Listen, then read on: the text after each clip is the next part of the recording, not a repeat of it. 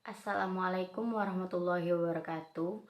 Saya Nova Puspita Wulandari, NIM 2020-2003 dari Prodi Biologi. Cara yang berhasil untuk mengubah hidupmu. Dr. Joe Dispenza.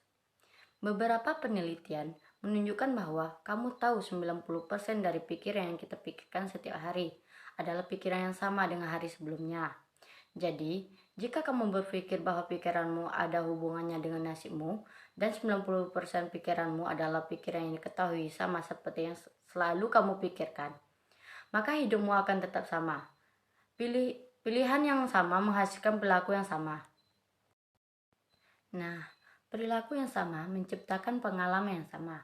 Pengalaman yang sama pula akan menghasilkan emosi yang sama. Emosi yang sama tersebut cenderung mempengaruhi cara berpikir kita dan biologi kita, siklus saraf kita, neurokimia kita, hormon kita, dan bahkan ekspresi gen kita. Sama dengan bagaimana kita berpikir, bagaimana kita bertindak, dan bagaimana perasaan kita. Bagaimana kamu berpikir, bagaimana kamu bertindak, itu disebut kepribadianmu. Dan kepribadianmu menciptakan realitas pribadimu. Jadi masuk akal jika kamu ingin menciptakan realitas pribadi baru, kehidupan baru, kamu harus mengubah kepribadianmu. Kamu akan melalui pemikiran yang sedang kamu pikirkan, dan ubahlah. Kamu akan menyadari kebiasaan dan perilaku tidak sadarmu, bahkan bagaimana kamu bicara. Lalu kamu harus melihat emosi yang kamu jalani setiap hari, dan memutuskannya. Apakah emosi ini sesuai dengan masa depanku? Begitu banyak orang mencoba menciptakan kehidupan yang baru sebagai orang yang sama. Untuk menciptakan realitas pribadi baru, kamu harus mengubah kepribadianmu.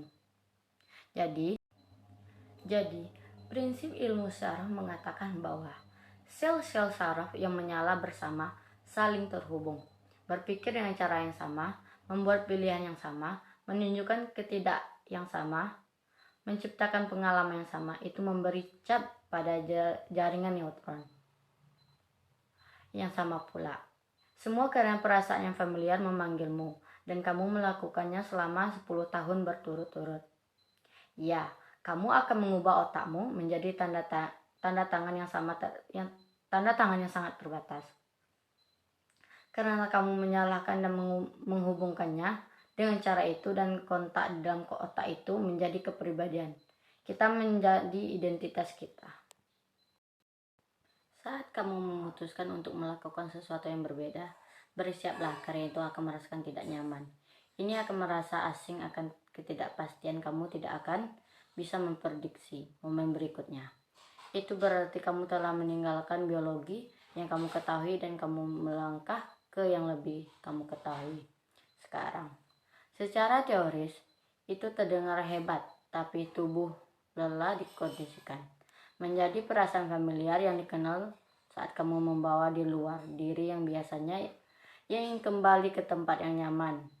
Jadi, tubuh mulai mempengaruhi pikiran. Di sini orang mengatakan, mengapa kami tidak mulai diet besok? Oh, mengapa kamu tidak melalui berolahraganya nanti? Kamu benar-benar tidak akan berubah, tidak, kamu terlalu lelah. Kamu sakit kepala, kamu tahu ini merasa tidak benar. Dan disinilah orang berbicara sendiri tentang hal itu, karena jika mereka menanggapi pemikirannya itu, pemikiran itu mengarah kepada pilihan yang sama,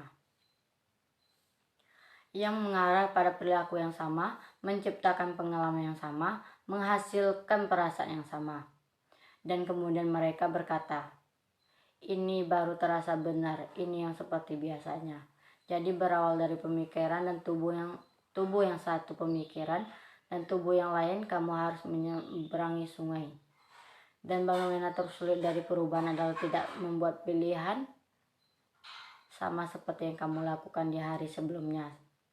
Sekarang begitu orang mengerti bahwa mereka akan merasa tidak nyaman, lalu pertanyaannya adalah, pemikiran apa yang ingin kamu hidupkan dan hubungan di otakmu.